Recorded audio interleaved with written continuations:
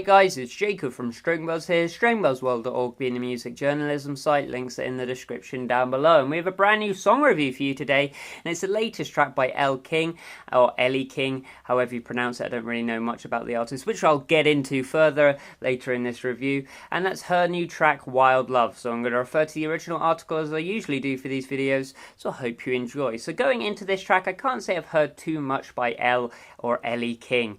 All I know is that she's done some music for an advert for makeup or something or whatever, and now she's here with this brand new track, so hence it's my job to review it. So shall we see what I thought of it? Well, if I'm honest with you, it's really bad and I can't even gloss it up. She tries her hardest here to sound completely unoriginal, copying every single aspect from Sia and barely even changes the words. Now, I'm not a fan of Sia. I think I've made that pretty obvious by now, especially here on the YouTube channel, but this just sounds like a terrible impersonation of what she usually does. This fake accent and fake dancehall beat just sums up this track entirely for me. It's just completely fake. It's insincere. The beat is tired and poorly put together throughout the track. The vocals are obviously sampled and manipulated almost word by word throughout this track, and I can't really find anything redeemable in this track. Production wise, the song has gone through an absolute mare of a production cycle. The beat is programmed but without any EQs or touch-ups, meaning it sounds slightly distorted and just rough as heck throughout this track.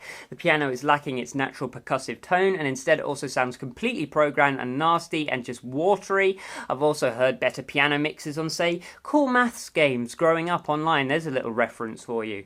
Even her vocals are terribly mixed on this track, and not in the sense that they are overtly tampered with or sound completely auto-tuned like many other pop songs, but they have been sequenced together incredibly terribly. Now, I didn't even crank this song up that loud in my speakers, yet I could still hear every single individual vocal take and when it stopped and when it started from the first moment and onwards. That's an incredibly basic mistake for a professional track. A terrible set of production values has handicapped this track from square one for me. Comes to the musicality of this track, it's just so boring and mundane and unoriginal that it had my eyes rolling into the back of my skull. I hate having to use such a predictable phrase, but it literally sounds exactly the same as every other track which is being produced today, and maybe over the last year or so. So I guess you could say she's late to a popular trend, which makes it that bit more just grating to me.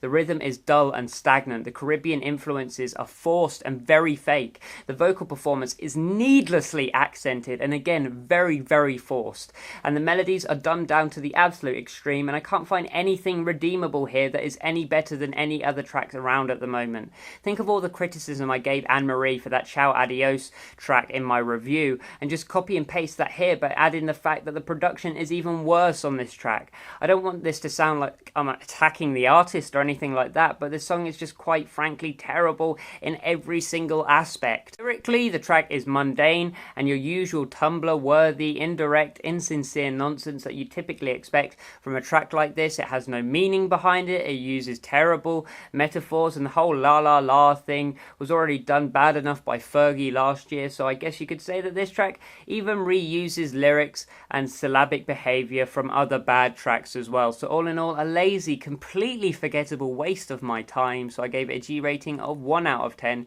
which might seem incredibly low, but if there's nothing redeemable here and there's not a single aspect I can cite as being good, then, you know, what else am I going to give it? So it's well below average, I guess you could say. So if you like this video, then please leave a like, subscribe to see more, and I'll see you around next time. Bye-bye.